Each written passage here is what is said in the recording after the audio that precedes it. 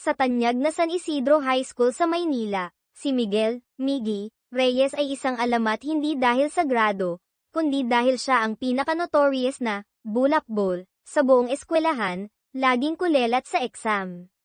Pero, kabalintunaan, si Miggy rin ang kinakiligang campus heartthrob na may malaartistahing dating at ngiting nakakapanghina sa mga babae.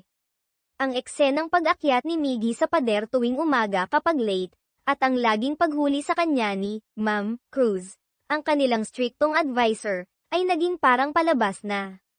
Ang dismayadong tingin ng guro at ang paulit-ulit na parusa ang laging naghihintay sa kanya. Kahit habang pinaparusahan, hindi nauubos ang mga love confession na, Miggy, mahal kita, mula sa kanyang mga tagahanga.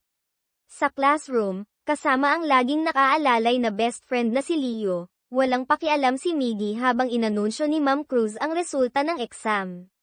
As expected, matatag pa rin siya sa pinakahuling pwesto. Kabaligtaran naman si Isabel, Santos, ang henyong estudyante na laging number 1 sa buong paaralan. Para mapataas ang overall performance ng klase, nagdesisyon si Ma'am Cruz na bumuo ng mga study group, pinagpares ang magagaling at mahihinang estudyante. At tinawag ng tadhana sina Miggy at Isa sa iisang grupo. Walang gana si Miggy, habang si Isa, kahit napipilitan, ay tinanggap ang mahirap na hamon. Dito nagsimula ang kwento ng 2 taong parang langit at lupa, parang langis at tubig. Kinabukasan, on time si Isa para turuan si Miggy. Pero ang heartthrob, kung hindi tulog sa desk, ay nasa basketball court. Lahat ng paglapit ni Isa ay tinatanggihan ng kung ano-anong palusot. Sa wakas, naubos ang pasensya ni Isa. Kung hindi madaan sa santong dasalan, daanin sa santong papasan, bulong niya sa sarili. Pinapunta ni Isa si Miggy sa rooftop. Bobo, puro lakas, walang utak, kahit iritang-irita sa katamore ng binata, inabot pa rin ni Isa ang makapal na reviewers na pinaghandaan niya, kasama ang matigas na babala, tapusin ng seryoso. Ang biglaang pag-corner sa pader ng class president ay ikinagulat ni Miggy. Nang gabing iyon, sa unang pagkakataon sa buhay niya, seryosong humarap si Miggy sa libro. Ang kakaibang kilos na ito ay ikinataranta ng nanay niyang si Aling Nena. Akala ay may problema ang anak. Ang imahe ni Isa na matapang sa rooftop ay hindi maalis sa isip ni Miggy, pinapakaba ang dibdib niya. Kinumbinsi niya ang sarili na namana lang sa pamilya. Sa mga sumunod na araw, palihim na sumusulyap si Miggy kay Isa, sabay mapapangiti ng mag-isa. Isang hapon, habang nagtatapon ng basura, nakita ni Miggy ang ilang siga na binubuli ang isang kawawang estudyante. Lumabas ang pagiging matulungin, sumigaw si Miggy para pigilan sila at rumesbak. Nagsimula ang 1 contra 3 na rambulan. Kahit natapilok ang paa, pinilit ni Miggy na magmukhang cool, tinakot ang mga siga bago pinakawalan. Hindi niya alam, napanood pala ni Isa ang lahat. Kinabukasan, sa PE class, si Isa mismo ang lumapit para kumustahin ang injury ni Miggy. Nahuli sa akto, nataranta si Miggy, nagpanggap na okay lang pero ilang hakbang pa lang ay natamba. Walang pag-aalinlangan, lumapit si Isa at pinasan si Miggy sa likod, sa harap ng pagkagulat ng mga guro at kaklase. Sino mag-aakala na ganoon kalakas ang maliit na babae? Sa clinic, feeling ni Miggy ay sobrang nakakahiya na pinasan siya ng babae. Walang pakialam si Isa, akmang aalis na pero huminto sa pinto, kanina, angas mo. Ang simpleng linyang iyon ang tuluyang tumunaw sa puso ni Miggy. Lumalim ang nararamdaman, nagdesisyon si Miggy na kumilos. Maagang-maaga siyang pumasok, naghintay kay Isa sa gate. Pagdating ng dalaga, buong tapang na sinabi ni Miggy, Isabel Santos, gusto kita. Pwede ba kitang ligawan? Ngumiti si Isa, pagbutihin mo muna ang grades mo sa Filipino. Hihintayin kita. Ang sagot na iyon ay parang super vitamins. Nag-aral si Miggy na parang wala nang bukas. Gabi-gabi siyang nagpupuyat, napuno ang notebook niya. Kahit recess ay nag-aaral. Masyado siyang focused, hindi na marinig ang tawag ni Leo. Kahit laging mali sa simula, hindi sumuko si Miggy. Ang pakiramdam na unti-unti siyang napapalapit kay Isa ang pinakamalaking motibasyon niya. Dumating ang final exams. Alam ni Miggy na ito na ang pagkakataon niya. Pagkakuha ng resulta, masaya siyang tumakbo sa rooftop, pero naabutan niyang tulog si Isa sa mesa. Dahan-dahan niyang tinakpan ng kamay ang mukha ni Isa mula sa araw, tahimik na pinagmasdan ang payapang mukha nito hanggang lumubog ang araw. Nang gabi ring iyon, nag-date sila, mas malapit na ang loob sa isa't isa. Habang nakatayo sa mataas na lugar, pinagmamasdan ang kumikinang na mga ilaw ng Maynila, biglang inilabas ni Miggy ang Filipino test paper niya, tumaas ng 50 puntos ang score. Ano ang pangarap mo, Isa? Tanong ni Miggy. Nag-alinlangan si Isa, pangarap. Bakit ka nga ba nag-aaral ng mabuti? Anong gusto mong maging? Wala pa akong pangarap, pag-amin ni Isa. Suggestion ni Miggy, maging teacher ka. Na lang. Ang galing mong magturo. Kahit ako natuto sa'yo. Teacher Isabel Santos, dagdag niya. Tapos, sinabi rin ni Miggy ang pangarap niya, maging boyfriend ni Isabel Santos. Ang binatang iyon, dahil lang sa isang beses na, kin-corner, ng top student, ay tuluyan ng nahulog. Salamat sa tadhana ng study group, nagsimula na ang pagbabalik loob ng bad boy. Umusbong ang pag-ibig sa gitna ng mga libro, at nagbago na talaga si Miggy. Todo papuri si Ma'am Cruz sa improvement nilang dalawa. Gumawa pa si Isa ng special, hand-drawn na, certificate of recognition, para kay Miggy. Si Miggy, kahit tuwang-tuwa, nagpakakol pa rin, ayoko nito, gusto ko yung totoong premyo. Pero bamulong din siya kay Isa, subukan mong ipagsabi sa iba, patay ka sa akin. Nagpatuloy ang matatamis na araw. Naging parang prinsipe si Miggy na laging naghahatid kay Isa pauwi. Isang umaga, nagulat si Isa nang makitang ang luma nilang gate ay bago na ang pintura. Text message mula kay Miggy ang nagkumpirma kung sino ang may gawa. Pero hindi nagtagal ang saya. Ang pagdating ng bagong transfer student na si Paulo Gomez ang sum-ire sa lahat. Naging close agad si Paulo kay Miggy, parang aninong laging magkasama. Madalas pa sa bahay ni Miggy para kumain ng luto ni Aling Nena. Pero sa proseso, unti-unti ring nagkagusto si Paulo kay Isa. Nakikita ang lumalalim na relasyon ni Miggy at Isa, umusbong ang inggit sa puso ni Paulo. Nagdesisyon siyang manira. Sinadya ni Paulo na ipagkalat sa klase na si Isa ay, anak mahirap, tapos ay pinalabas na si Miggy ang nagkalat nito.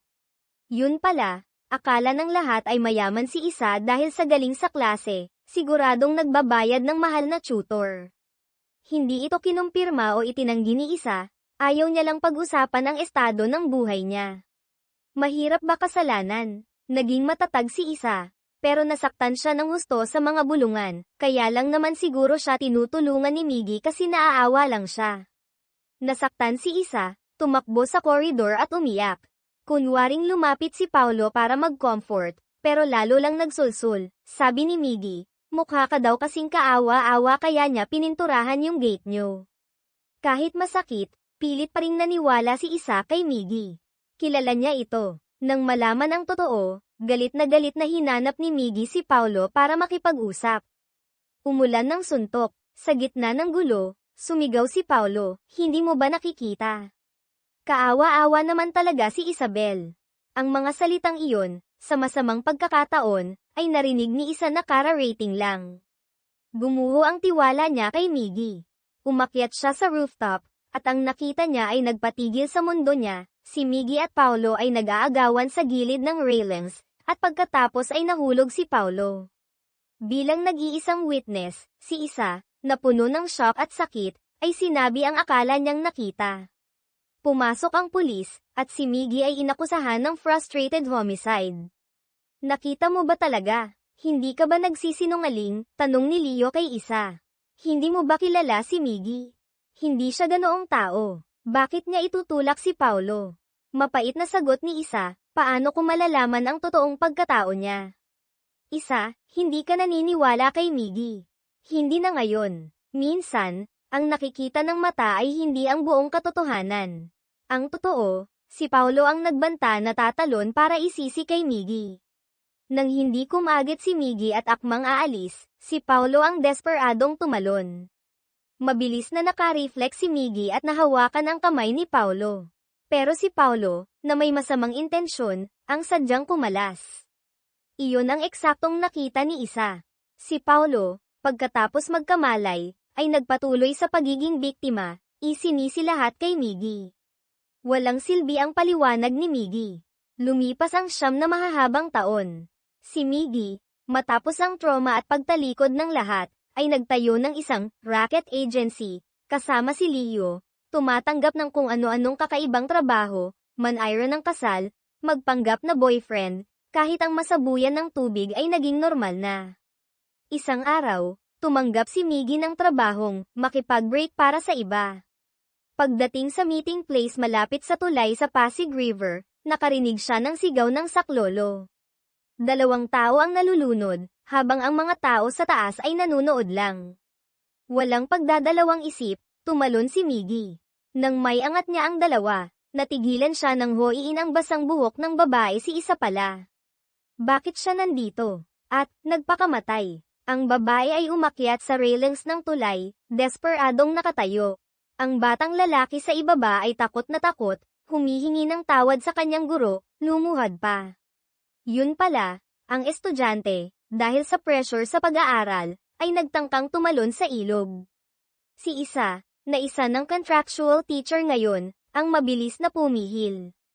Yaman, sabi niya sa bata, huwag mong gagawin ulit yan. Okay lang yan, mabuhay ka lang ng maayos. Walang problema, sakto namang tumunog ang phone ni Isa. Akma niyang sasagutin, pero dumulas ito. Sa isang iglap, nahawakan ni Yaman ang braso ng guro, pero hindi kinaya ng lakas. Sabay silang nahulog sa ilog. Ang mga usisero sa tulay ay nagsigawan lang, walang tumalon. Si Miggy, na nagkataong malapit doon, ay nakita ang delikadong sitwasyon. Tumalon siya sa tubig, sinagip ang 2 buhay. Nang hoiin niya ang buhok ng babae para sana ikapor, natigilan si Miggy. Ang mukhang iyon, kahit mapatla at basa, ay ang mukhang bumabagabag sa kanya sa loob ng 9 na taon. Dumating agad ang mga medics, dinala si Isa sa Metro City Hospital. Si Miggy, puno ng pagdududa at pag-aalala, ay sumunod. Sa ospital, narinig niya mula sa mga kaibigan ni Isa na nalaglag siya dahil sa pagsagip sa estudyante. Nabunutan ng tinik si Miggy. Pagkagising ni Isa, ang unang ginawa ay tumakbo sa CR para patuyuin ang cellphone. Buti na lang gumagana pa. Agad siyang tumawag, pero walang sumasagot. Napamura si Isa sa inis. Sa loob ng 9 na taon, hindi naging madali ang buhay ni Isa. Kailangan niyang magtiyaga bilang contractual teacher na mababa ang sahod, habang inaalagaan ang may sakit na lola.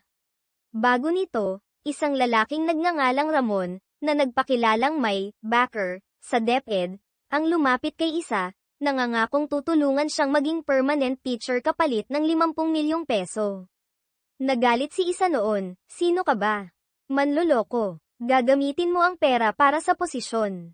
Isusumbong kita sa DepEd. Ipapapulis kita. Pero kalaunan, dahil sa kagustuhang magkaroon ng stable na trabaho para kay Lola, kinagat niya ang sakit at ginamit ang perang nakuha mula sa aksidente ng ama para ibigay kay Ramon. Kinabukasan, naglaho na si Ramon kasama ang pera. Para siyang binagsakan ng langit at lupa, ang mahirap ng buhay ay lalo pang humirap. Kahit sa pagtuturo, naging tahimik siya at wala sa sarili. Lahat ng iyon ay narinig ni Miggy habang nasa labas ng kwarto. Nakikita ang malungkot at pagod na anyo ni Isa, kumirat muli ang puso ni Miggy. Hindi niya mapigilan ang sarili. Si Isa, mag-isang kumakain sa isang karinderya, halos lamunin ang hawak na fried chicken leg, habang nakatutok sa balita sa TV. Nagulat siya nang makita ang pamilyar na mukha sa screen. Ang lalaking sumagip sa kanya ay si Miggy pala. Pinuri ng media ang kanyang kabayanihan, binigyan ng titulong, Bayaning Mamamayan. Kasabay nito, ang insidente ng estudyante ng San Isidro na nagtangkang magpakamatay ay lumikha ng ingay, nagrally ang mga tao laban sa eskwelahan. Nasa krisis ang San Isidro High School. At ang tanging makakapagpakalma sa sitwasyon, mapait man, ay si Miggy ang dating estudyante na pinatalsik ng walang kasalanan. Kailangan siyang bumalik sa paaralan. Pero paano? Si Paulo Gomez, ang traidor noon, ay lumitaw ngayon na may ibang pagkakakilanlan. Ako na ang bahala sa kanya, kumpiyansang sabi ni Paulo sa school board. Kayo po, oo naman. Hindi ba't matalik kaming magkaibigan? Walang nakakaalam, si Paulo pala ang tagapagmana ng korporasyong nagmamay-ari ng San Isidro, isang sikretong itinago ng maraming taon. Samantala, si Aling Nena, sobrang proud sa bayaning anak, ay naghanda pa ng salo-salo para sa mga kapitbahay. Walang kamalay-malay si Miggy sa mga planong unti-unting pumapalibot sa kanya at kay Isa. Ang binatang ito, na minsang tinalikuran ng mundo, ay nasa isang panibagong sangandaan. Niloko, trinaydor, pero ang puso niya ay hindi tumitigil sa pagtibok para sa babaeng minahal niya noon. Nagdesisyon si Miggy na gamitin ang lahat ng koneksyon sa kanyang racket agency para hanapin ang manlolokong si Ramon. Mariing tumutol si Leo, Miggy, wag na. Kalimutan mo na siya. Alam mo kung anong ginawa niya sa'yo dati. Pero buo na ang desisyon ni Miggy. Nalaman nilang si Ramon ay isang sagador. Nagpalitan sila ni Leo sa pagbabantay sa mga sag-alan, 24/7. Sa wakas, lumitaw din si Ramon, lasing na lasing. Ramon, harang ni Miggy. Sino ka? Lasing na sagot ni Ramon. Kilala mo ako. Manloloko. Nang marinig ang manloloko, biglang nahimasmasan si Ramon at tumakbo. Hinabol siya ni Miggy. Kasabay nito, si Isa ay desperado kung paano mahahanap ang pera nang bigla, isang lalaki ang tumakbo at lumuhad sa harap niya. Si Ramon. Nahuli siya ni Miggy sa kanto at dinala sa harap ni Isa. Sa sobrang galit, nawala sa kontrol si Isa, sinunggaban ang kwelyo ni Ramon at walang awang pinagsasabunutan. Si Ramon Cruz, Kim Myung-ho, kaharap si Isa, Sodong, at ang pinipigilang galit nito, ay biglang nakaramdam ng konsensya. Nautal siyang pinakalma si Isa, nangakong ibabalik ang pera sa loob ng ilang araw. Si Isa, medyo nahimasmasan, ay nagtanong kung bakit siya nito hinanap. Ang biglang pagbabago ng tono ni Ramon ay ikinataranta niya. Tandang-tanda niya ang bili ni Miggy, Bokso, na huwag siyang babanggitin.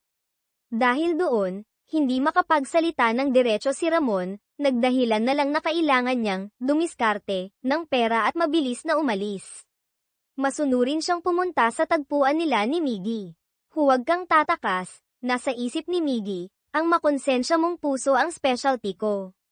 Kakaalis lang ni Ramon, may mabilis na yabag ng takong na narinig sa likuran. Nagulat si Miggy, walang oras mag-isip, mabilis na nagtago sa isang sulok. Hindi niya inaasahan, si Isa pala ang dumating. Lumabas ka dyan. Alam kong nandyan ka. Miguel Reyes, lumabas ka. Galit at sigurado ang boses ni Isa. Tama si Miggy, hindi tanga si Isa. Mula palang umpisa, nagduda na siyang hindi basta-basta siya hahanapin ni Ramon. Nang makita ang pasapasang mukha nito, nahulaan niyang may tumulong dito. At ang tanging pumasok sa isip niya ay si Miggy. 9 na taon ang lumipas. Naging anino sila sa puso ng isa't isa mahal pero puno ng sakit. Ang pagkikita nilang ito ay walang halong drama o pagiging emosyonal. Sa halip, puno ito ng matatalim na panunumbat. Malinaw na dapat pasalamatan, pero hindi maintindihan kung bakit ang mga salitang lumalabas ay nagiging sandata para saktan ang isa't isa. Sa huli, naghiwalay na naman sila ng mabigat ang kalooban, walang masaya. Tulad ng pinangga ko, ilang araw lang, naibalik ni Ramon ang buong perang naloko niya. Tuwang-tuwa si Isa nang matanggap ang pera, parang nanalo sa loto, gusto niyang magtatalon sa saya. Pero sa kampo ni Paulo, Ziho, may ibang plano ng nabubuo. Para mapatahimik ang isyu at may salba ang reputasyon ng San Isidro High, kailangan niyang pabalaykan si Miggy. Alam niyang si Isa ang susi. Bilang bagong chairman ng school board, inimbitahan niya si Isa sa isang coffee shop. Gusto niyang si Isa ang umako ng responsibilidad sa pagpapabalik kay Miggy. Alam ni Paulo, si Isa lang ang may bigat at impluwensyang makukumbinsi o makakapilit kay Miggy. Narinig pa lang ni Isa, naintindihan na niya ang masamang balak ni Paulo. Tumayo siya para umalis. Mauuna na ako. Pero nagbitaw ng alas si Paulo, narinig ko, medyo close daw kayo ni Ramon Cruz sa admin office, di ba? Sa isang karuwagan, ginamit ni Paulo ang kahinaan ni isa, ang muntik na niyang pagkawala ng pera dahil kay Ramon, para i-pressure siya. Nangako pa siyang tutulungan si isa na maging permanent teacher kapag naayos na ang lahat. Ang masaklap, lahat ng maruruming salitang iyon ay narinig ni Miggy, na palihim na nagmamasid sa malayo. Nagngalit ang mga kamao niya sa galit. Paglabas, gumuho ang mundo ni Miggy, gusto niyang umiyak. Bakit ba ganito kalupit ang tadhana sa kanya? Hindi pa ba sapat ang pagsira sa buhay niya 9 na taon na ang nakalipas? Kahit sobrang sakit, pinilit niyang lunukin ang luha, sinabi sa sariling kailangang maging matatag. Sakto namang may lumabas na news alert sa phone niya, si Paulo Gomez na ang bagong chairman ng San Isidro High School Board. Napangisi si Miggy, isang mapait at mapanghamong ngiti. Gusto nyo na namang paglaruan ang buhay ko, ha? Sige, makikipaglaro ako sa inyo ng maayos. Kinabukasan, isang lalaking may astig na dating, gwapo, at may determinadong mga mata ang pumasok sa gate ng San Isidro High. Napalingon ang mga babaeng guro, nagbulungan ang mga estudyante. Si Miguel, Miggy, Reyes nga. Ang rebeldeng binatang dating na-kick out ng walang kasalanan ay nagbabalik. Pero ngayon, hindi siya bumalik para mag-aral, kundi para mag-higanti. Pinabalik niyo ako. Siguradong magsisisi kayo. Agad siyang umarte na naman, umakyat sa pader at pinigilan ng isang guro. Hoy bata, tigil. Ikaw yung umaakyat ng pader, no? Napangisi lang si Miggy. Kapag ang isang, pasaway, na estudyanteng tulad ni Miggy ay nahulog sa kanyang magandang guro, ano ang mangyayari? Nasa unahan ang guro, nagtuturo, habang siya ay nakaupo sa baba, minsan ay natutulala habang nakangiting nakatingin dito, pinapakaba ang puso ng guro. Sino ba naman ang hindi mahuhumaling sa ngiting iyon na may halong sinseridad at kapilyuhan? Bukod pa roon, laging nauuna si Miggy sa pagtaas ng kamay para sumagot, tama man o mali, na ikinahuhumaling ng buong klase. Dahil sa pagbabalik ni Miggy, at sa pakanan ni Paulo, natupad din ang hiling ni isa naging permanent teacher na siya. Si Paulo, gamit ang dahilan ng pantay na edukasyon, ay nagpasya na bumuo ng isang espesyal na klase na tinawag na Wildflower Class, na binubuo ng mga estudyanteng mahihina ang grado mula sa ibang section. Siyempre, dahil sa record ni Miggy, siguradong kasama siya rito. Pagkatapos ng announcement ni Paulo, hinabol siya ni isa, sinabing hindi niya kagustuhan ang pagbabalik ni Miggy. Ngumiti ng peke si Paulo, sinabing hindi dapat sisihin ni isa ang sarili. Ang pagiging permanent niya ay dahil sa sariling sikap at galing sa mga nakaraang taon, karapat-dapat siya. Napanatag naman ng kaunti si isa.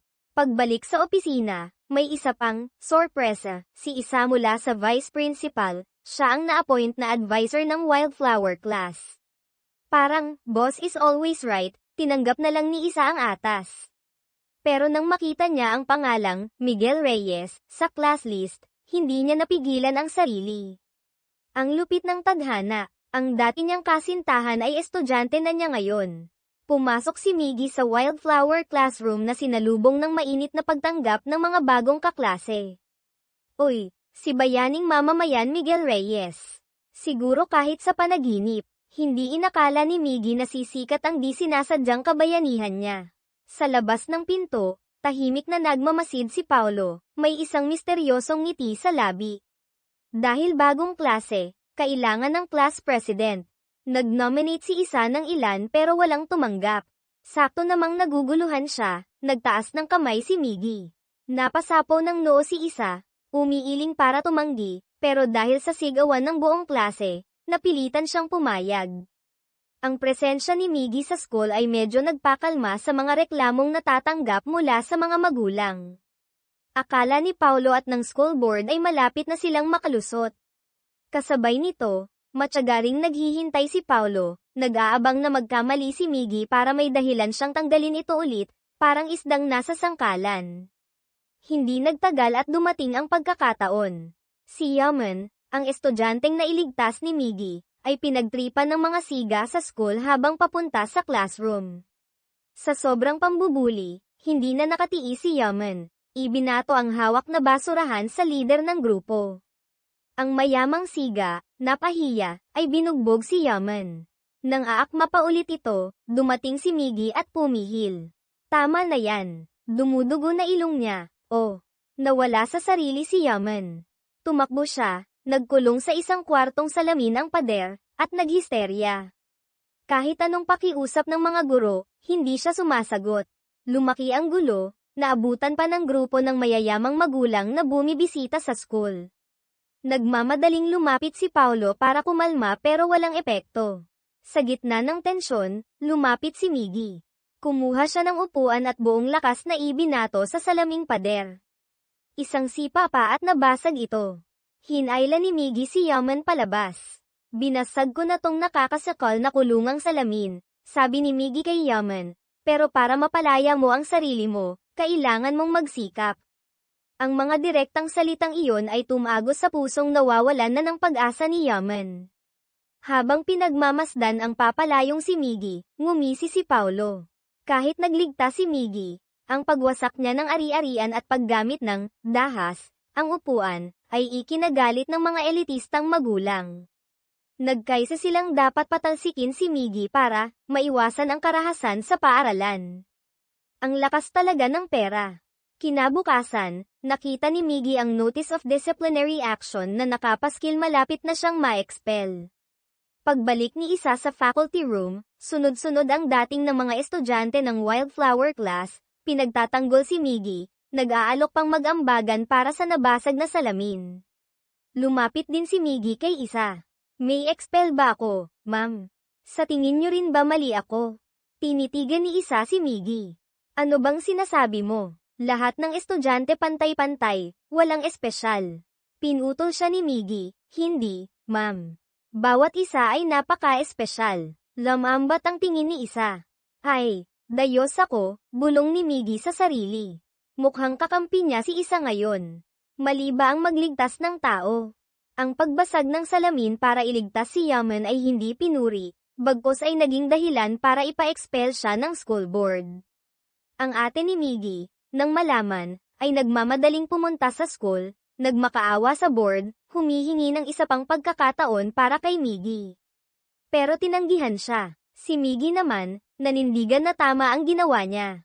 Tama lang ang ginawa ko, deklara niya sa harap ng principal, na lalong ikinagalit nito. Nang iaanunsyo na ng principal ang expulsion, tumayo si isa. Nangatwiran siyang pagkasira lang ng gamit ang nagawa ni Miggy, pwedeng parusahan ng community service sa school imbes na expulsion. Hindi pumayag ang board, nangangambang gugulo lang si Miggy. Ako po ang mananagot, matigas na sabi ni isa. Ano ulit ang sinabi mo? Tanong ni Paulo. Sabi ko po, ako ang mananagot para kay Miguel Reyes. Kapag nagkamali pa siya ulit, bilang guarantor niya, isusuko ko ang aking teaching license. Natigilan ang lahat. Opo, itataya ko ang career ko.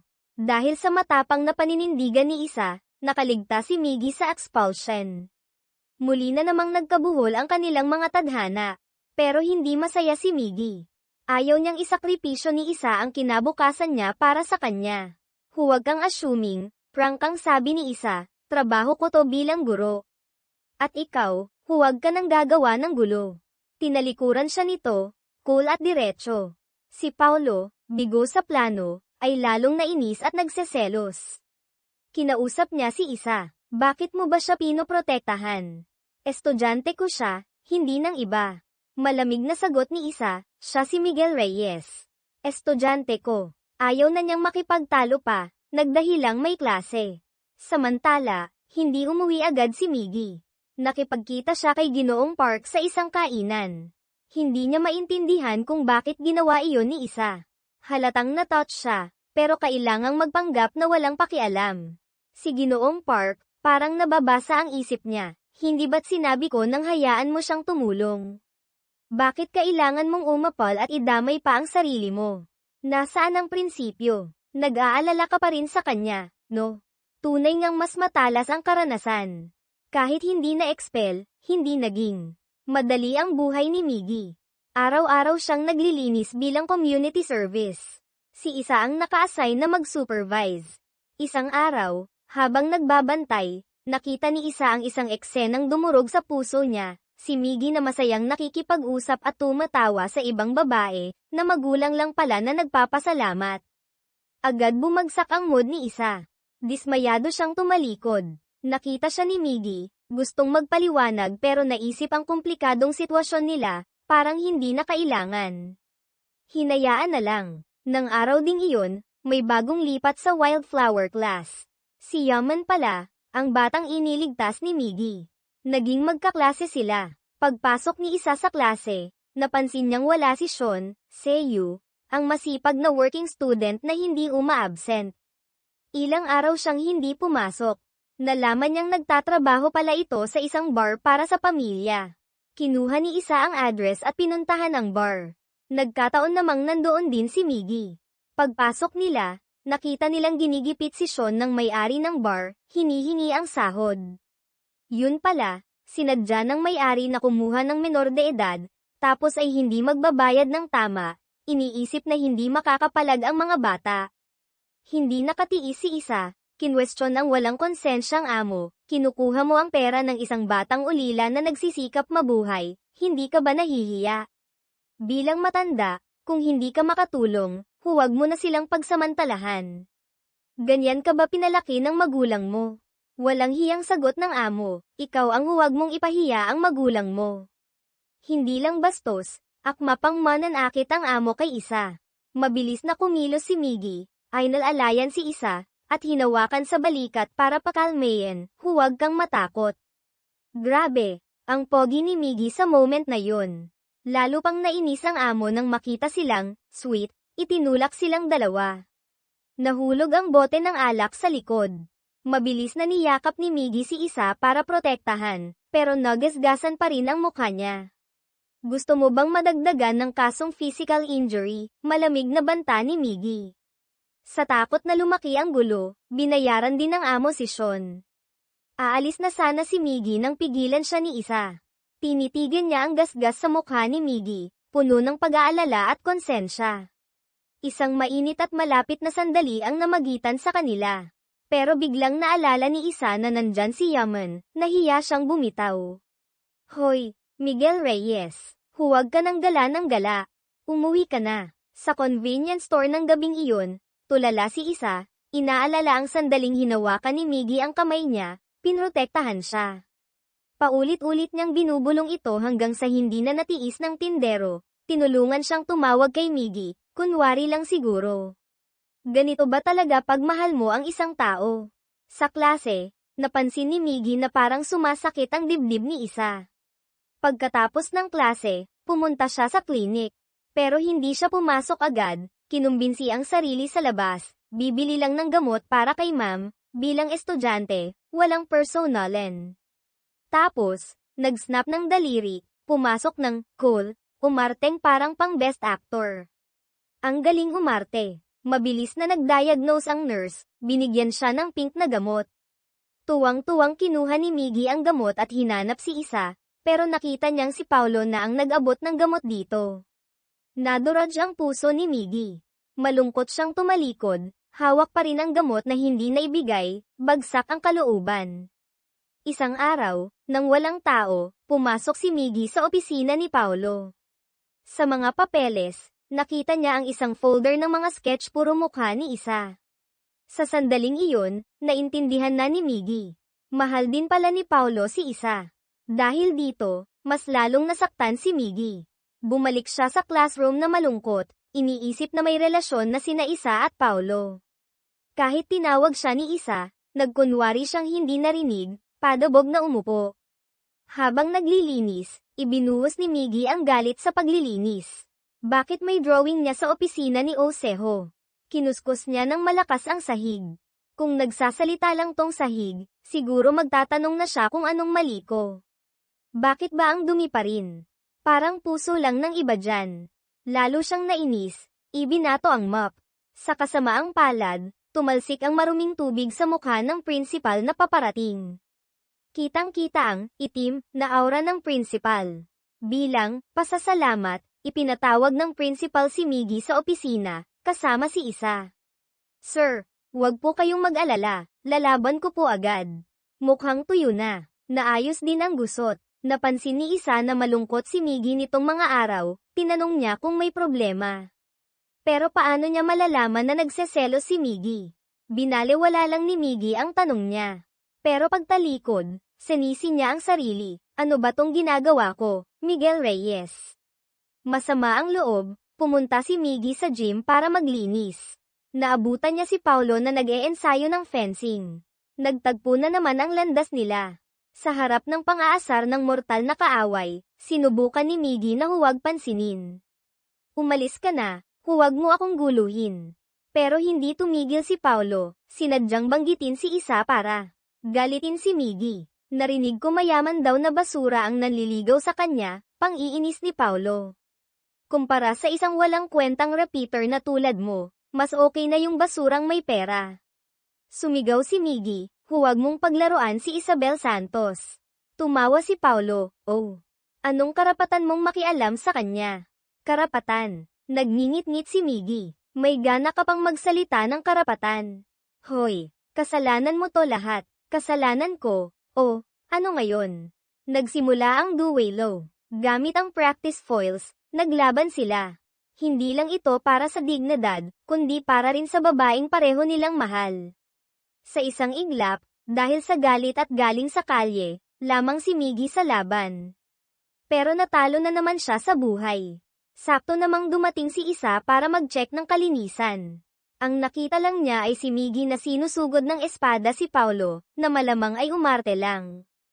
Hindi nagtanong, agad siyang lumapit at sinisi si Miggy. Sa sobrang galit, ibinato ni Miggy ang espada. Gumuho na naman ang mundo niya. Noon man o ngayon, hindi siya binibigyan ni Isa ng pagkakataong magpaliwanag, hinuhusgahan agad siya base sa nakita. Ngumisi si Paulo, nagtagumpay. At muli, pinanood lang ni Miggy ang babaeng mahal niya na inaalalayan ng ibang lalaki palayo, walang pakialam sa nararamdaman niya. Bumalik ang malamig na alaala ng nakaraan. Dahil sa pagprotekta kay Isa, ibinigay niya ang lahat, pero hindi pagkakaunawaan at pagkakakulong ang nakuha niya. Ngayon, nauulit na naman ang kasaysayan. Naramdaman niyang ang tanga niya, bakit pa siya kumakapit sa isang pag-ibig na hindi naman para sa kanya, isang pag-ibig na puno ng sakit at hindi pagkakaunawaan. 2 taong nagmahalan ng lubos, nagkahiwalay dahil sa maling akala. Makalipas ang maraming taon, naging guro siya, naging estudyante naman ito. Dahil sa requirements, tinanong ni Isa ang pangarap ng bawat estudyante, kasama si Miggy. Nang tanungin, nag-alinlangan si Miggy at sinabing, nakalimutan ko na. Pero hindi nakalimutan ni Isa. Ang araw na iyon sa rooftop, tandang-tanda pa niya ang pangarap ni Miggy, maging boyfriend ni Isabel Santos. Dahil sa pangarap na iyon, sa imahe ng pagiging guro na iginuhit ni Miggy para sa kanya, kaya siya nagsikap maging teacher ngayon. Ang insidente sa rooftop noon ay sobrang sakit para kay Miggy. Kahit latin siya ng buong mundo, kaya niyang balewalain. Ang pinakamasakit, ay yung taong pinakamamahal niya mismo ang hindi naniwala sa kanya. Minsan, naiisip ni Miggy, kulang ba ang pagmamahal na pinakita niya? Ayaw nang balikan ni Isa ang masakit na nakaraan. Naniniwala siyang kitang-kita ng 2 mata niya na tinulak ni Miggy si Paulo. Kahit may parte sa kanya na hindi makapaniwala, iyon ang katotohanan na nasaksihan niya. Hinding-hindi malalaman ni Isa na ang lahat ng nakita niya noon ay isang detalyadong palabas na mismong si Paulo ang nagplano. Sinadya niyang tumalon para makuha ang atensyon ni Miggy. Sa kritikal na sandali, si Miggy pa nga ang mabilis na nakahawak sa kamay ni Paulo. Pero si Paulo, na may masamang balak, ang sadyang kumawala sa pagkakahawak ni Miggy, na nagmukhang itinutulak siya nito. Dapat sana, ang pagkikita nilang ito ay naging pagkakataon para maayos ang hindi pagkakaunawaan. Pero ang tigas ng puso, ang sakit na nararamdaman, at ang depensa ng bawat isa ang sum-ire sa lahat. Hindi tanggap ni Miggy. Ganito na lang ba talaga matatapos? Simula noon, hindi na pumasok si Miggy. Nakaramdam si Isa ng kakaibang lungkot. Ang araw-araw na nanggugulo at nagpapasakit ng ulo niya ay biglang nawala, na naging dahilan para manibago siya sa buhay na walang Miggy. Sa tuwing papasok siya sa Wildflower Classroom, kusa nang napapatingin ang mga mata niya sa upuan ni Miggy. Minsan, may nakita siyang bag doon, panandali ang nabuhayan ng loob ang puso niya, pero nang magtanong, sa ibang kaklase pala na nakalimutan lang. Ang kaunting pag-asang sumilip ay agad ding naglaho. Sa kawalan ng magawa, tinawagan niya si Miggy. Hindi niya inaasahan, ibang babae ang sumagot. Hello, sino to? Mayabang ang boses. Ah, si Minji ito, girlfriend ni Miggy. Buong kumpiyansang pagpapakilala ng babae, sinabing hindi na papasok si Miggy, huwag na daw umasa si Isa, at binalaan siyang huwag nang guluhin si Miggy. Ang masaklap, narinig lahat ni Miggy na nasa likuran lang pala ni Minji. Nataranta si Minji nang mapansin ito. Ah, Miggy, hindi ko sinasadya. Umiling lang si Miggy, okay lang. Pero sa loob niya, sobrang sakit. Ganoon din si Isa sa kabilang linya. Malinaw na narinig ang bawat salita. Mahal na mahal nila ang isa't isa pero hindi magawang magkasama, pinaghihiwalay ng mga maling akala at ng ibang tao. Nang gabing iyon, si Paulo naman ang nagyaya kay Isa na mag-dinner. Si Isa, nagulong-gulo ang isip at medyo may tampo kay Miggy, ay pumayag. Sa school canteen na walang masyadong tao, si Paulo mismo ang nagluto para kay Isa ng mukhang masarap na seafood pansit. Nakitang kumakain ng maayos si Isa, kahit lumilipad ang isip, natuwa si Paulo.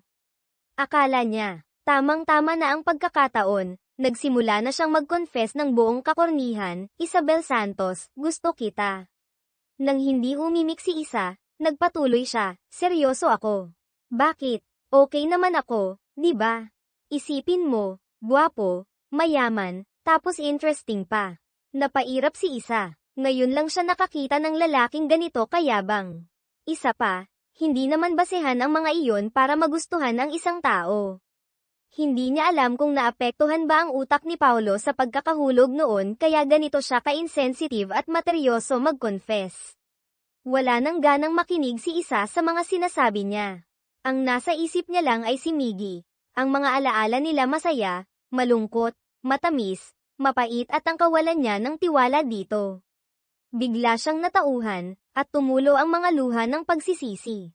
Sa sandaling iyon, nagsisi siya. Gusto niyang bawiin ang taong mahal niya. Nagkita sila sa lugar kung saan sila unang tumambay para pagmasdan ang mga ilaw ng Maynila, ang lugar kung saan nagsimula ang pangarap ni Miggy. Sa wakas, naitanong ni Isa ang tanong na 9 na taon niyang kinimkim sa dibdib, ang tanong na hindi niya kayang harapin noong araw na yon, sa rooftop. Tinulak mo ba si Paulo? Bumagsak ang mga luha ni Miggy. 9 na taon. Sa wakas, narinig niya ang tanong na inaasam niyang marinig, inaasam niyang masagot. Hindi. Garalgal ang boses niya sa emosyon, hindi ko siya tinulak. Ang dahilan kung bakit iniiwasan niyang pag-usapan ito, ay dahil natatakot siyang marinig mismo kay Isa na hindi siya nito pinaniniwalaan. Natatakot siyang isipin ni Isa na kinaawaan niya lang ito noon. Alam mo ba kung bakit hindi ko yun pinag-uusapan, patuloy ni Miggy, kasi natatakot akong marinig mula sa'yo na kaya lang kita kasama noon ay dahil naaawa ako sa'yo. Natigilan si Isa. Hindi yun totoo. Ginawa ko yun dahil gusto kita, Isa. Hindi dahil naawa ako. Dahil mahal kita. Patawad, humikbi si Isa.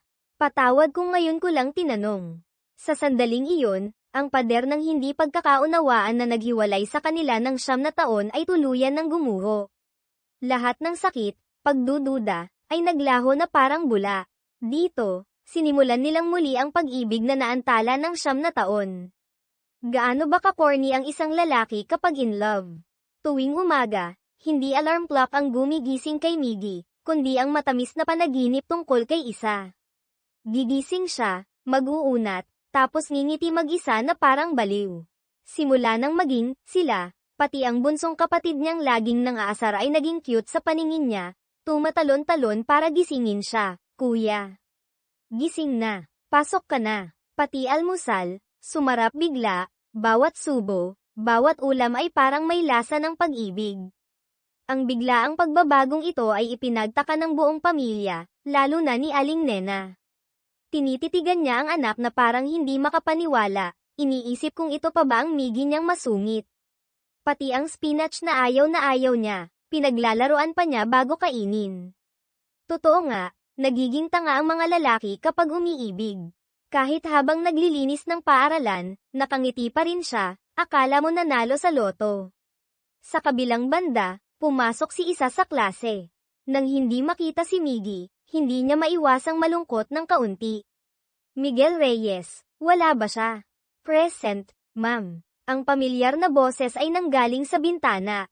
Nakasabit doon si Miggy, may pilyong ngiti. Hay nako, pati ba naman pag-appear, kakaiba. Napailing na lang si Isa, hindi malaman kung may inis o matatawa. Hindi pa dyan natatapos. Nagtuturo ang guro sa harapan. Ang espesyal niyang estudyante ay nakatitig lang sa kanya mula sa baba, minsan ay ngingiti ng walang dahilan, pinapakaba ang puso ni Isa, namumula ang pisngi niya nang hindi sinasadya. Pagkatapos ng klase, parang linta si Miggy, sunod ng sunod kay Isa. Dumaan sila sa isang classroom, nagkatinginan sila sa salamin ng bintana. Napangiti si Isa, mukhang gusto niya ang ganito, na araw-araw niyang nakikita ang taong gusto niya. Si Miggy naman, nabighani sa ganda ni Isa, hindi napansin ang harapan, muntik nang mabangga sa pader. Sabay silang pumunta sa faculty room. Palihim na kinuha ni Miggy mula sa bag niya ang isang strawberry yogurt drink paborito ni Isa, at maingat na nilagyan ng straw. Isang maliit na bagay lang, pero labis na ikinatuwa ni Isa. Hindi niya akalain, pagkatapos ng lahat, naaalala pa rin ni Miggy ang gusto niya. Napatingin siya kay Miggy, at nahuli niya itong nakatitig sa kanya ng malambing. Sa sandaling iyon, tuluyan nang nahulog si Isa. Pero naalala niya ang posisyon niya, huwag mong i-misinterpret to, ha? Teacher mo ako, commanded si Miggy. Opo, ma'am. Kaya mamayang gabi, pupunta ako sa bahay niyo. Kinagabihan, nagdala si Miggy ng isang malaking paper bag na puno ng masasarap na pagkain sa bahay ni Isa. Nang makita ang mabangong sweet and sour pork, hindi mapigilan ni Isa ang mapalunok. Pero kailangang magpakipot, nagkunwari siyang kalmado, sinabing ayaw niyang kumain, pero ang mga mata niya ay panay ang sulyap sa pagkain. Nahalata ni Miggy ang lahat. Isa-isa niyang inilabas mula sa bag ang japchae, adobo, tapos ay tumalikod at umalis, hindi man lang lumingon. Nagmatigas si Isa, isinara ang pinto, balak magpakipot pa. Pero naisip niyang kasalanan ang magsayang ng pagkain, kaya wala siyang nagawa kundi buksan ang pinto at ubusin lahat. Halata namang sobrang saya niya. Kinabukasan, pagdating ni Ginoong Park sa opisina, nakita niyang nakangiti mag-isa si Isa. Nagtataka siya kung bakit, nang pumasok si Miggy, sumulyap kay Isa, at ngumiti rin. Tiningnan ni Ginoong Park si Isa, tapos si Miggy, agad niyang naintindihan na may something sa dalawa. Isang mapanuksong plano ang nabuo sa isip ng matandang guro. Kinagabihan, pumunta si Ginoong Park sa racket agency ni Miggy, sinabihan si Miggy na samahan siya kinabukasan para sa isang ocular inspection.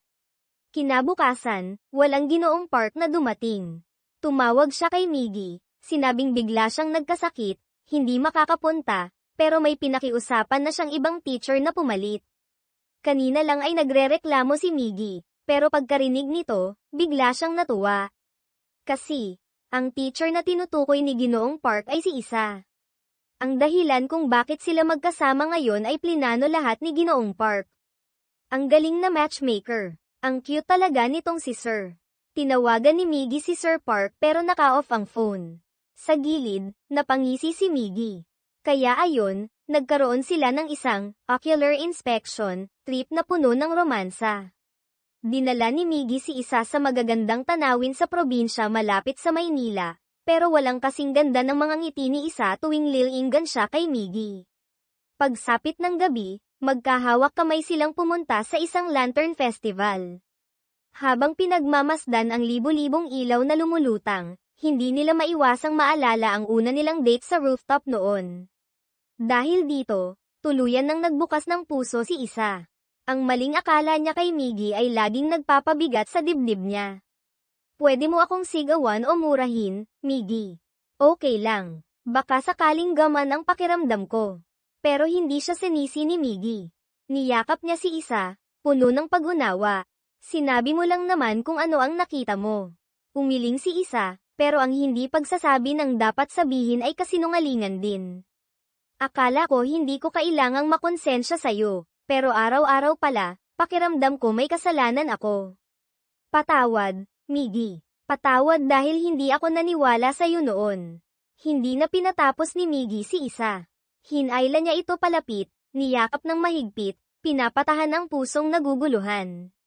Ano ba naman ang nakaraan, basta't mahal ka pa rin ng taong mahal mo, sapat na iyon. Kahit medyo huli, kahit naantala, okay lang. Sa wakas, hindi na napigilan ang nararamdaman, nagpalitan sila ng isang matamis at mapusok na halik sa ilalim ng mga parol na kumikinang. Ang halik na iyon ay hindi lang bagong simula, kundi pati na rin ang susi na nagbukas sa kandado ng kanilang mga puso na 9 na taon nang nakasara. Wala pa sigurong estudyanteng kasing landi ni Miggy.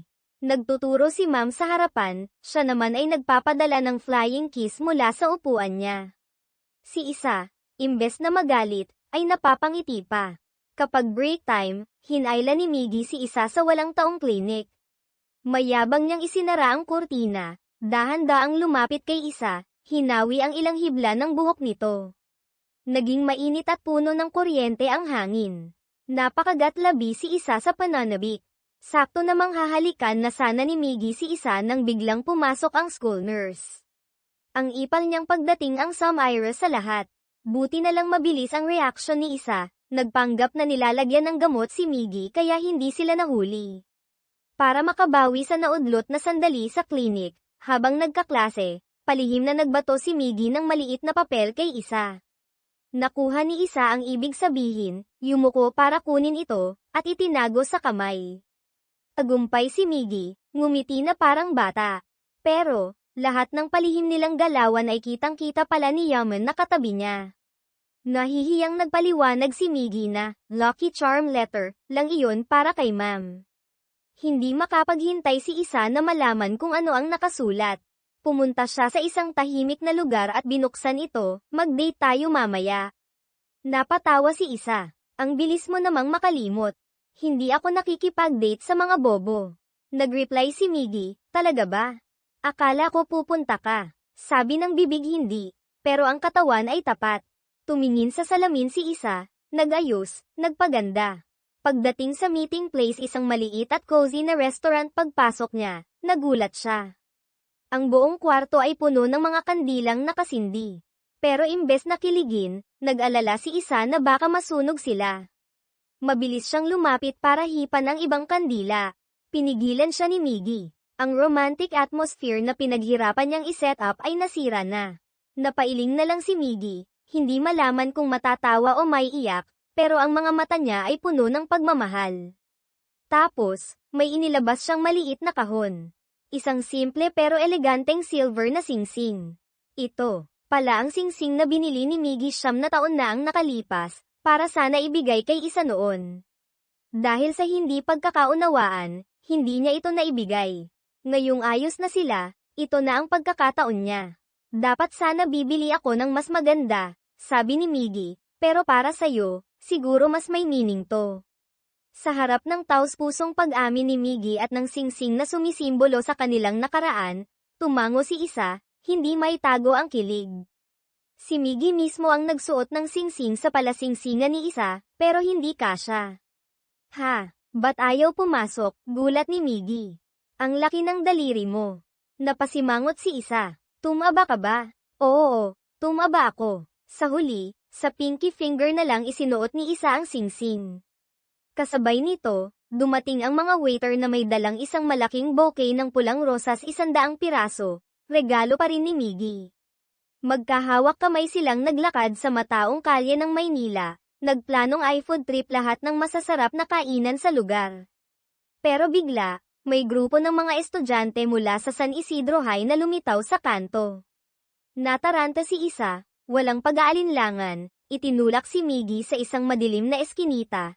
Idinikit ang sarili dito, sobrang lapit, hanggang sa makalayo ang mga estudyante. Si Miggy naman, Na-enjoy ang biglaang pagka-corner sa kanya, sana daw maulit pa. Hindi nila alam, ang mga sweet moments nilang ito ay palihim na kinukuhanan ng litrato ng isang misteryosong tao. Simula ng ma-reject, laging naghahanap ng tiyempo si Paulo para kausapin ulit si Isa. Ginawa niyang dahilan ang trabaho, inimbitahan si Isa sa isang coffee shop. Pero pagdating doon, puro love life na naman ang sinabi, kung gaano kahirap ang buhay ni Isa, na hindi niya matiis na makita siyang nahihirapan. Alam na ni Isa ang gusto niyang palabasin. Frank kanyang sinabi, hindi ko talaga maintindihan kung anong meron kay Miguel Reyes. Bakit hindi na lang ako? Bakit siya pa? Kalmadong sagot ni Isa, kailangan pa ba ng dahilan para magmahal? Nainis si Paulo sa pagkabigo. Kung hindi madaan sa pakiusap, ay dadaan niya sa dahas. Direkta siyang nagbanta, ang desisyon na ginagawa mo ngayon, pagsisisihan mo sa hinaharap. Tiningnan siya ni Isa, hanggang dyan na lang ba ang kaya mo? Mapait na ngumiti si Paulo, kung hindi ko gagawin to, hinding-hindi mo ako pipiliin. Inabutan niya si Isa ng calling card. Kapag nagbago ang isip mo, tawagan mo lang ako. Laging bukas ang mga kamay ko para sa'yo. Ang masamang pakiramdam ay walang mapagbuntunan si Paulo. Ang pagiging grabe at mapilit niya ang dahilan kung bakit wala siyang tunay na kaibigan. At lahat ng iyon ay dahil sa pagpapalaki ng nanay niya. Pag-uwi sa bahay, kahit pilit niyang tinatago, nahalata pa rin siya ng nanay niya. Isang hamak na babae lang yun, bakit gustong-gusto mo siyang makuha? Gigil ni Paulo, huwag niyo siyang gagalawin. Nagulat ang nanay niya, tapos nagalit, anong sabi mo? Pinagbabawalan mo akong galawin si Isabel Santos. Ito ang unang beses na sinagot siya ng anak niya. Hinding-hindi niyo siya pwedeng galawin, ulit ni Paulo, matigas ang boses. Hindi ko hihiramin ang kamay niyo. Kung hindi ko siya makukuha, ako mismo ang sisira sa kanya. Pagkatapos noon, may tinawagan si Paulo, ituloy ang plano. Ako ang bahala sa lahat. Kinabukasan, si Ramon Cruz, ang corrupt na dating admin head, ay bumalik sa San Isidro High, muling itinalaga sa dati niyang posisyon. Ang mga guro sa audience ay walang pumalakpak. Si Ginoong Park, na hindi mapigilan ang sarili, ay dumiretso sa opisina ni Paulo para kamprontahin ito. Hindi ito pwede, Paulo. Sinisira mo ang imahe ng paaralan. Paano mo maaatim na kumuha ng isang corrupt na empleyado? Kahit dating guro niya ang kaharap, walang pakialam si Paulo. Ang desisyon niya ay pinal, lalo na't isa lang hamak na guro si Ginoong Park. Nalungkot si Ginoong Park nang makita ang dating estudyante na ganito na. Sinubukan niyang magpayo, sana matauhan ka habang maaga pa. Kung darating ang araw na marealize mong mali ka, lumingon ka lang. Hindi na bilang guro ang pagsasalita ni Ginoong Park, kundi bilang isang dating kasamahan na nagpapaalala. Nakakita na ba kayo ng nanay na tulad ng nanay ni Paulo? Alam niyang may matinding allergy sa seafood ang anak niya, pero sinadya pa ring magpaluto ng puro seafood. Siya pa mismo ang nagbalat ng malaking sugpo at inilagay sa plato ni Paulo. Nang hindi kumain ang anak, nagalit siya, bakit hindi mo kinakain? Namimili ka pa ba ng pagkain? Alam ni Paulo na hindi siya pwedeng sumuwi. Kinuha niya ang sugpo, kinain, tapos humigop ng abalone soup. Ngumiti siya at nagsabing, ang sarap, Maria. Sakto namang may tumawag sa nanay niya at kailangan nitong umalis. Pagkaalis ng nanay niya, tumakbo agad si Paulo sa banyo at sumuka ng todo. Nanay siya, pero hindi man lang alam ang bawal sa anak. Mula pagkabata, laging pinipilit ng nanay niya ang gusto niya kay Paulo, kapag hindi nasunod, pinapalo o pinapagalitan. Naging sunod sa rin si Paulo. Hindi niya namalayan, ang sobrang higpit na pagpapalaki ang nagtulak sa kanya para maging masama, gagawin ang lahat para makuha ang gusto. Ang pagbabalik ni Ramon Cruz ay labis na ikinabahala ni Isa.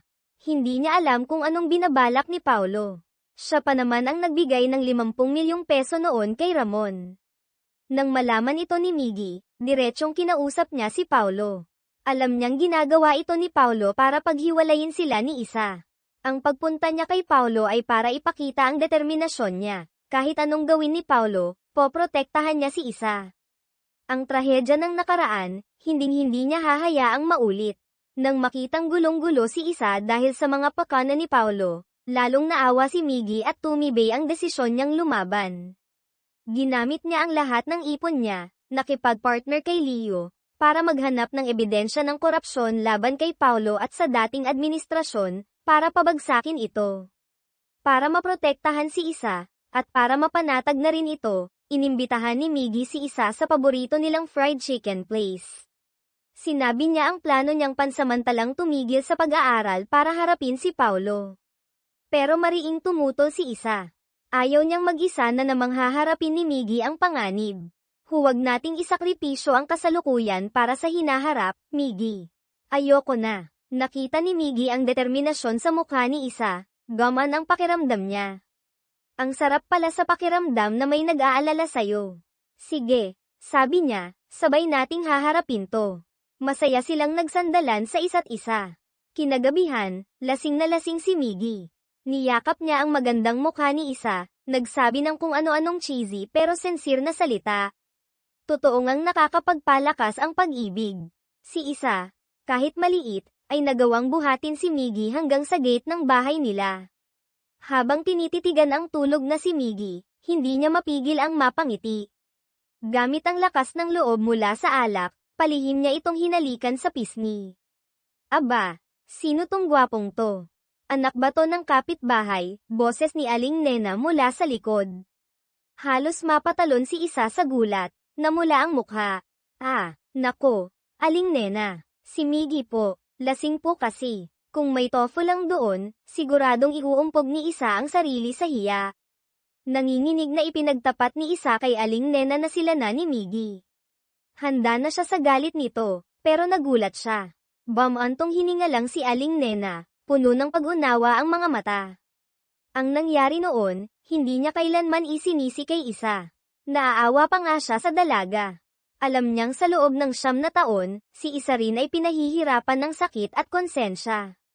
Ang mga salita ni Aling Nena ay nagpaiyak kay Isa sa sobrang tuwa at pasasalamat. Hindi lang iyon, pinatulog pa siya ni Aling Nena sa bahay nila dahil gabing-gabi na.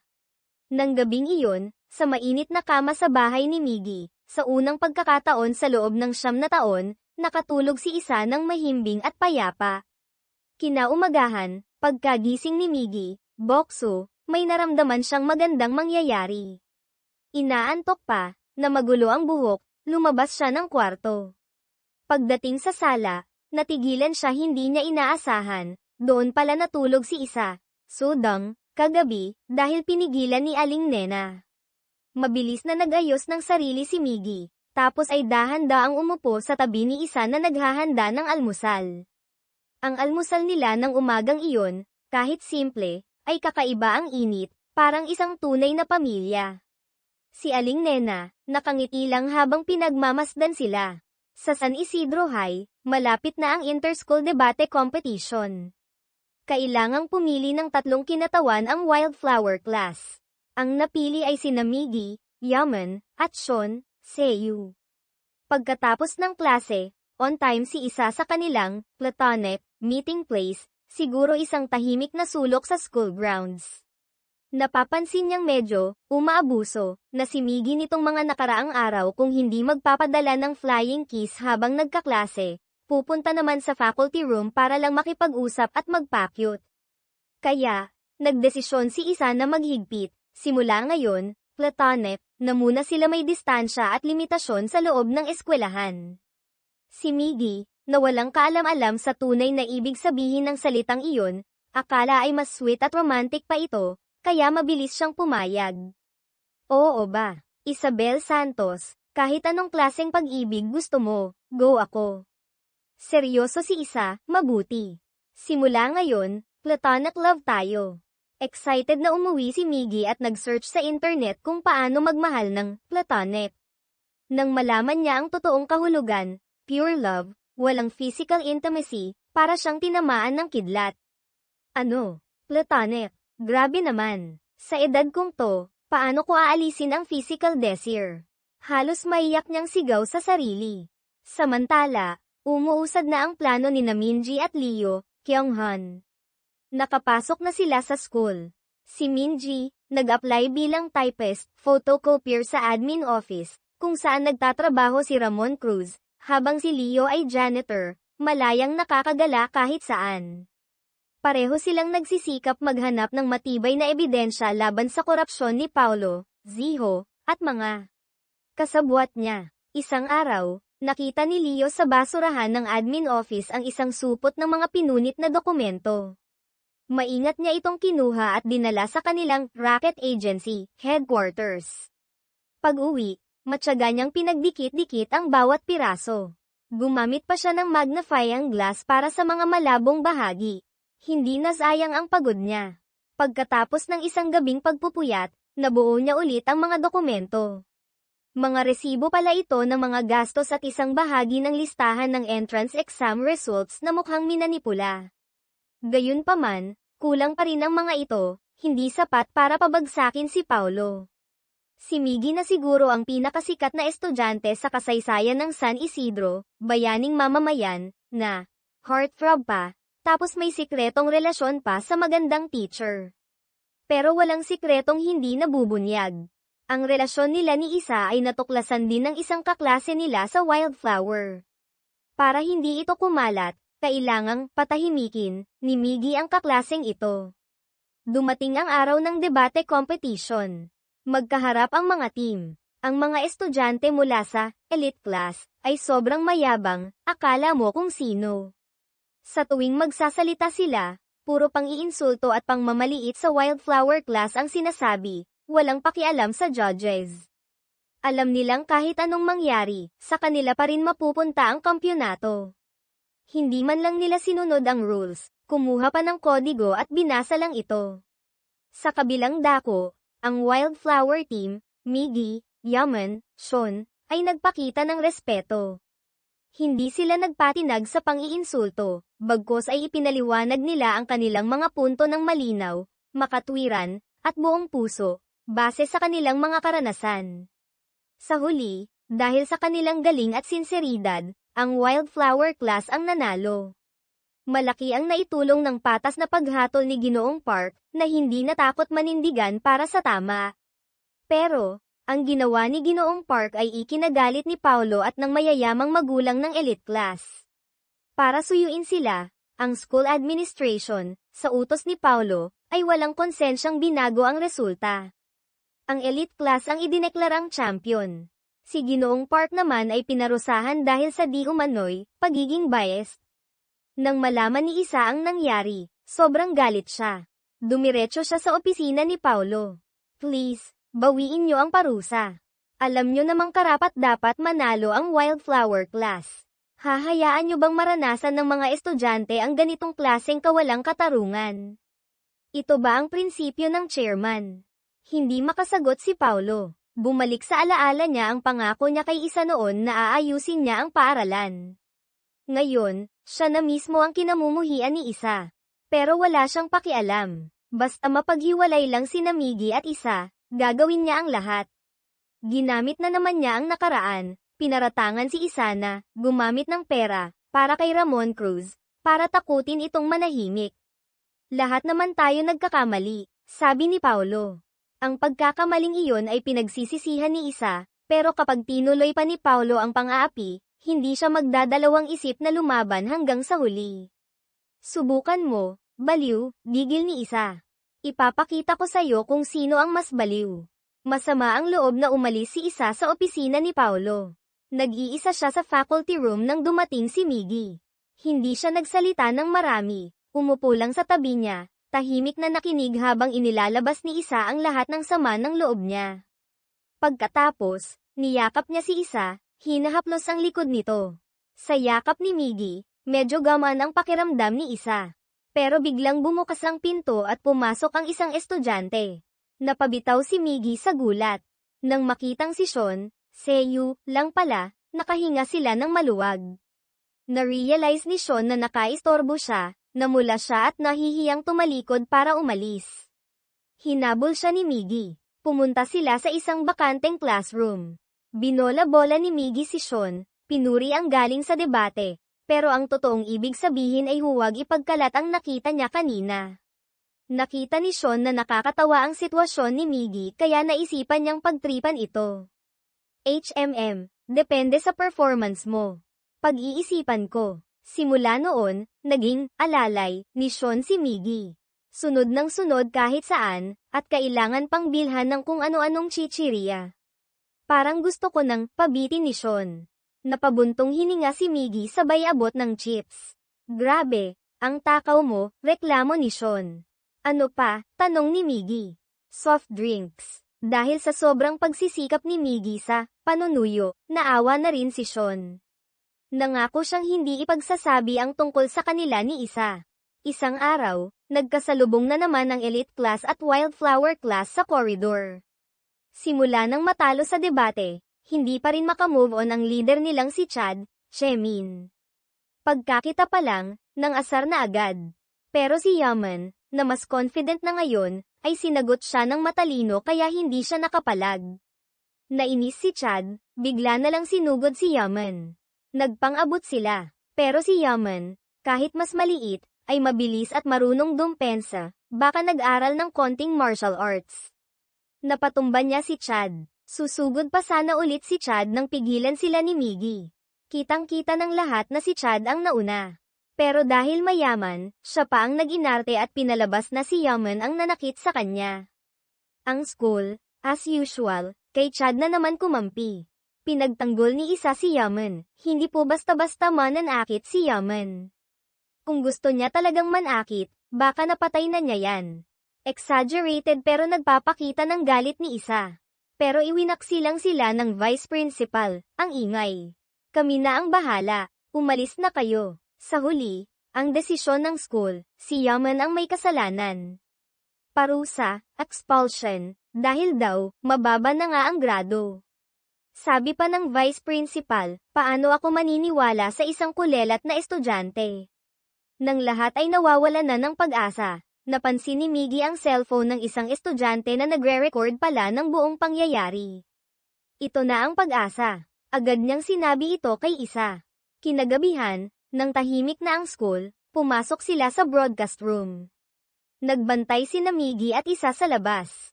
Sa loob, ikinonekta ni Yaman at Sean, sa tulong ni Leo na naglilinis doon, ang cellphone sa sound system at sa malaking screen sa school grounds. Play, ang video ng buong katotohanan ay ipinalabas, siguro kinaumagahan. Malinaw na napatunayang si Chad ang nauna. Sa wakas, nakaligtas si Yaman sa maling paratang. Nagtagumpay ang kanilang pagtutulungan. Pinuri pa sila ni Ginoong Park, good job, kids. Ang gagaling nyo. Pero hindi nagtagal ang saya, dahil may bagong plano na naman si Paulo. Inimbitahan niya ang mga principal ng mga kalapit na high school sa isang mamahaling restaurant. Ang plano pala niya ay, ipamigay, ang mga estudyante ng wildflower class, pilitin silang lumipat sa ibang school. Kapalit nito, mag-i-invest si Paulo ng malaking pera para sa sports facilities ng mga school na iyon. Ang ganitong alok, syempre hindi tinanggihan ng mga principal. Mabilis silang nagkasundo. Paano na ang wildflower class? Paano nila malalampasan ang panganib na ito? Ang manligaw ng babae ay normal lang, pero ang manligaw ng teacher. Nakita nyo na ba? Si Miguel Reyes, siguro ang pinakamagaling manligaw na estudyante sa San Isidro. Nang pumunta si Isa sa classroom para mag-check ng kalinisan pagkatapos ng klase, dahan-dahan siyang nilapitan ni Miggy, kinorner sa pader, tinititigan ng malagkit na nagpabilis ng tibok ng puso niya. Pero dahil nasa school, tinulak siya ni Isa, paano kung may makakita? Walang pakialam si Miggy, hinawakan siya sa bewang, lalong idinikit sa pader. Sa sobrang titigan, tumaas ang hormones, hindi na napigilan, naghalikan sila ng mapusok. Pagkatapos, parang nabitin pa si Isa, bigla niyang hinayla ang kwelyo ni Miggy at hinalikan ulit ito. Nang gabi ring iyon, nanood sila ng romantic movie sa sinehan. Pinapanood ang mga bida na naghahalikan sa screen. Mas magaling pa rin ako sa'yo, biro ni Miggy, bokso, pagkatapos ng halikan nila sa sinehan.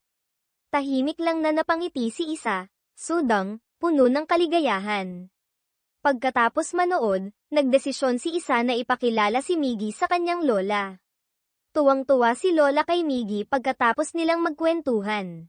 Bamulong pa siya kay Isa, "Apo, tulungan mo nang makapag-asawa yan." Naku po, ang galing talagang matchmaker ni Lola. Pero hindi nagtagal ang saya, biglang nakatanggap ng notice ang Wildflower class mula sa bagong school admin, kontrolado ng nanay ni Paulo, na kailangan na nilang lumipat ng school, anytime soon. Ang utak sa likod nito, walang iba kundi si Paulo, Ziho. Hindi niya nakuha si Isa, kaya sisirain niya pati ang pangarap nitong maging guro, pati ang klaseng mahal nito. Agad na pinuntahan ni Miggy si Paulo. "Kung may problema ka, sa akin mo ilabas. Huwag mong idamay ang mga inosente." Si Paulo ngayon ay parang ibang tao na kay Miggy. Paanong ang dati niyang matalik na kaibigan ay naging ganito kasama? Ang mga masasayang alaala nila noon ay malinaw pa rin sa isip ni Miggy, yung palihim nilang surprise birthday party para kay Paulo sa clinic, yung mga las-ingan nila, yung yakap ni Paulo sa mannequin akala niya si Sir Park. Kahit nahuli sila ni Sir Park, sobrang saya nila noon. Pero ngayon, nagbago na ang lahat. Hindi man lang nakikita ni Paulo ang mali niya. Mas mabuti pang lumipat na kayo. Kaysa naman manatili kayo dito na laging kulelat at malungkot. Sumagot si Miggy, "Kahit saan naman may kulelat. Kahit umalis kami, may papalit pa rin. Kaya wala akong pakialam." Naintindihan na ni Miggy, sinadya talaga ito para sa kanila. Paano kung makuha ng buong klase ang passing average? Pwede kaming manatili. Natawa si Paulo sa alok ni Miggy. Alam ng lahat na mahihina ang Wildflower class, hindi umaabot ng 30 ang average nila. Ang ipasa ang buong klase, average siguro 75 o 80, sa loob lang ng isang linggong review ay imposible. Pero syempre, pumayag si Paulo, para magmukhang makatarungan. Basta makuha ng Wildflower ang passing average sa susunod na exam, hindi na sila kailangang lumipat. Simula noon, nag-aral ng todo ang Wildflower class. Araw-araw, parang nakahay sila sa pag-aaral. Lahat ng libreng oras, ginugugol sa pagtatanong sa teachers at kaklase. Sa gabi, sama-sama pa rin silang nagre-review hanggang madaling araw. Ginawa nila ito hindi lang para manatili, kundi para patunayan ang sarili nila. Ayaw nilang maliitin, ayaw nilang itapon na parang basura. Lumipas ang isang linggo, dumating ang exam. Tahimik ang classroom, puro kaluskos lang ng ballpen ang maririnig. Makalipas ang ilang araw, kinakabahang tiningnan ni Isa ang online results. Hinanap niya ang Wildflower class, average, pasado. Hindi lang iyon, si Sean, Seiyu, na laging nasa dulo ng listahan, ay top-notcher pa ng buong school. Hindi makapaniwala si Isa, isang hidden genius, pala si Sean. Nagsigawan sa tuwa ang Wildflower class. Pero si Paulo, syempre, hindi ito matanggap. Ipinawalang bisa niya ang exam, nag-aakusa na may nag-leak ng exam questions. Nagpakita pa siya ng ebidensya, mga litratong kuha ng tauhan niya na nagpapakitang nagkita sina Miggy at Ginoong Park bago ang exam. Pero hindi iyon totoo. Ang ibinigay ni Ginoong Park kay Miggy ay hindi exam, kundi mga ebidensya ng korupsyon ni na Paulo. Hindi pa lang ito pwedeng ilabas dahil kulang pa. Ginamit ni Paulo ang pandaraya bilang dahilan para ipa-expel si Miggy. Pero hindi pumayag si Ginoong Park na maulit ang nakaraan. Dahil hindi niya naprotektahan si Miggy noon, laging may bigat sa dibdib niya. Ngayon, hindi na siya papayag. Tahimik siyang umako ng lahat ng sisi, nagsulat ng resignation letter, para lang maprotektahan si Miggy. Ang ginawang ito ni Ginoong Park ay bahagyang nakaapekto kahit kay Paulo. Ang dami niyang ginawang masama, pero ni minsan hindi siya sinigawan o minura ng girong ito. "Bakit hindi niyo na lang ako pag-alitan, sir?" tanong ni Paulo. "Huwag na kayong magpanggap na mabait. Hindi ba kayo nagagalit? Ako, pati na si Miguel Reyes na paborito niyo, pinahirapan ko kayo. Mali na nga ako, bakit hindi niyo ako pinapagalitan?" Hindi nagsalita si Ginoong Park, niyakap lang niya si Paulo. "Pasensya na," sabi ng guro, "pasensya na kung hindi kita natulungan noon." Pagkaalis ni Sir Park, hindi napigilan ni Paulo ang mapaluha. Nang malaman ni Miggy ang pagre-resign ni Sir Park, gusto niyang tumigil na rin sa pag-aaral. Hindi niya matanggap na kailangang magsakripisyo ng iba para sa kanya. Pero para kay Ginoong Park, ito ang pinakamabuti. Kung pati ba naman ngayon hindi kita maprotektahan, sabi niya kay Miggy, hindi ko nakakayanin. Baka hindi na ako makabangon pa. Miggy, kailangan mong makagraduate. Pakiusap ko sa'yo yan. Ang makitang makapagtapos si Miggy ang naging pinakamalaking hiling ni Sir Park. Kahit madalas niya itong sigawan ng, lokong bata to, iyon naman ang paraan niya ng pagpapakita ng pagmamahal, di ba? Isang magkasintahang 9 na taon nagmahalan, unang beses magkasamang matutulog, sa bahay ni Miggy, ano kaya ang mangyayari? Bago matulog, sa kwarto ni Miggy, seryosong sinabi ni isa na hanggang holding hands lang sila. Sumunod naman si Miggy, humawak lang talaga ng kamay. Ang tapat na lalaki. Maya-maya, mahina nang humihilik ang binata. Hoy, tulog ka na, bulong ni isa. Holding hands lang talaga. Mababaliw na si isa sa sarili niya. Hindi niya dapat tinuruan ng platonic love ang boyfriend niya. Sobrang nagsisisi na siya. Sakto namang. Hoy, Isabel Santos. Nagising si Miggy, may pilyong ngiti. Nagpanggap lang pala siyang tulog. Sabi na nga ba, ang pinakamalalim na diskarte ay ang diskarte ng boyfriend. Nasa ganoong sitwasyon na sila, mahirap nang walang mangyari. Imagination na lang ang kasunod. Lalong tumitibay ang relasyon nila, pero lalo ring naiinggit si Paulo. Para paghiwalayin sila, ginamit niya ang pandaraya ni Miggy bilang dahilan para ipilit ang expulsion nito. Ang sakripisyo ni Ginoong Park, kahit nailigtas si Miggy sa expulsion, ay nagpaiyak at nagpatibay sa determinasyon ni Miggy. Kailangan niyang tuparin ang hiling ni Sir Park, makapagtapos ng maayos. Kasabay nito, kailangan niyang ilantad ang korupsyon sa paaralan. Dumating ang pagkakataon. Nang malasing ang dating principal, nagpanggap si Miggy na driver nito. Sa loob ng kotse, walang kamalay-malay ang principal, nagyayabang pa sa nanay ni Chad, Chemin, sa phone na siguradong top 1 na naman ang anak nito sa susunod na exam. Narinig ito ni Miggy, may naintindihan siya. Palihim niyang inimbestigahan ang nanay ni Chad. Nalaman niyang madalas itong pumunta sa isang high-end na beauty clinic.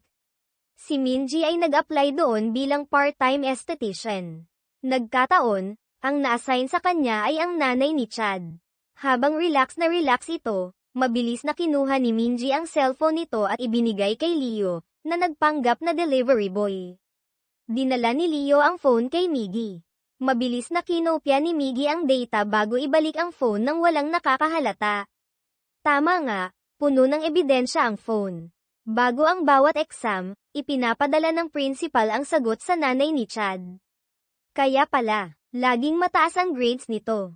Nakakuha rin ng malaking donasyon ang school mula dito. Sa sumunod na exam, nagtagumpay din silang ma-video ang principal habang inaabot ang exam leak sa ibang magulang. Nag-appear sila, isang maliit na tagumpay. Marami na silang ebidensya, pero kulang pa rin ng isang matapang na testigo. Alam ni Miggy na walang mangangahas. Pinayuhan siya ng mga kaibigan na sumuko na lang. Pero biglang pumasok si isa sa hideout nila. Ako ang magiging testigo. Nangangahulugan ito ng katapusan ng kanyang teaching career. Agad tumutol si Miggy. Ayaw niyang madamay pa si isa. Pero buo na ang desisyon ni isa. Gusto niyang ilantad ang katotohanan. Walang nagawa si Miggy kundi pumayag. Inilabas nila sa media at social media ang lahat ng ebidensya. Agad itong nag-viral, bumuhos ang galit ng publiko sa San Isidro High. Pero minaliit ni Miggy ang kakayahan ng nanay ni Paulo. Mabilis niyang itinuro ang dating principal bilang solong salarin, kapalit ng posisyon sa isang universidad. Nagpapresko ng principal, umako ng lahat. Pagkatapos, lumabas sa TV ang nanay ni Paulo, nagpaawa, kunwari walang alam. Para malinis ang pangalan ng school, tinanggal niya sina Paulo at ang principal, at siya ang umupo bilang bagong chairman. Si Paulo, nanunood, napangiti ng mapait. Ganoon pa rin kalupit ang nanay niya. Pagkatapos ng presscon, kinumpronta ni Paulo ang ina. Ang galing niyo talagang magputol ng buntot, Maria. Malamig na sagot ng ina, pinaghahandaan ko lang ang posibilidad na maghasik ka ng lagim. Kahit sa bagay na to, talo ka pa rin kay Miguel Reyes. Hindi pa tapos ang laban. Talo ka na, Paulo. Hindi maintindihan ni Paulo kung bakit ganoon ang ina niya. Ni minsan hindi siya nakaramdam ng pagmamahal. Akala niya kulang pa ang galing niya kaya laging nag-aaral. Pero hindi siya kinilala. Puro pagmamalupit. Bilang tao, sabi ng ina, kinasusuklaman ko ang mga mahihinang tulad mo. Sumagot si Paulo, nakikita ko rin kayo, Maria. Mga taong tulad nyo, nakakasuklem. Tumawa ang ina, hindi. Sa harap ko, lagi kang parang tuta. Kahit saktan o pag-alitan, buntot ka pa rin ng buntot at yuyuko. Dahil ako ang nanay mo. Napabuntong hininga ito. Bakit ba ako nagkaanak ng ganito? Sige na. Itong mga ari-arian na to, sa'yo rin naman mapupunta. Matuto kang makontento. Lumayas ka na at mamuhay mag-isa. Sigaw ni Paulo, hindi ko kailangan yan. Tinalikuran siya ng ina. Sabi ko hindi ko kailangan yan. Sumigaw si Paulo sa kawalan. Hindi man lang alam ng ina niya ang tunay niyang kailangan pagmamahal at pagtanggap. Gumuho ang mundo niya. Sila ay isang magkasintahang guro at estudyante. Araw-araw ay sweet. Pero dahil dito, naiinggit si Paulo at gustong man-ira. Ginamit niya ang mga litratong kuha ng palihim para i-blackmail si isa na hiwalayan si Miggy. Kung hindi, kapag kumalat ang relasyon nila, masisira ang buhay nilang dalawa, lalo na si Isa. Nang gabing iyon, gaya ng dati, hinatid ni Miggy si Isa. Pagkatapos pag-isipan, buong tapang na sinabi ni Isa, maghiwalay na tayo, Miggy. Ang pansamantalang paghihiwalay na ito ay para protektahan si Miggy. Ayaw niyang masaktan na naman ito dahil sa kanya. Pero ayaw pumayag ni Miggy. Pagkatapos ng 9 na taon, saka pa sila maghihiwalay. Hindi naman ibig sabihin maghihiwalay tayo habang buhay, di ba? Paliwanag ni Isa. Hanggang sa makagraduate ka lang. Sa harap ng pakiusap ni Miggy, pinigilan ni Isa ang luha. Kahit masakit, pinili niya ang mas makabubuti para kay Miggy. 9 na taon na ang nakalipas, sabi ni Isa, para protektahan ako, tiniis mo ang lahat ng hirap at paratang. Ngayon, ako naman ang poprotekta sa'yo. Natural lang yun. Kahit gaano kasakit, pansamantala silang naghiwalay, pinaghiwalay ng isang pader na hindi nakikita. Pero hindi nagtagal, nagkaroon ng panibagong pagbabago. Si Chad, Chemin, simula nang mahuli sa pandaraya, ay laging kinukutya ng mga kaklase. Sumabog na siya, nakipagsuntukan siya, walang umawat. Pagkatapos, umakyat siyang mag-isa sa rooftop, balak tapusin ang buhay.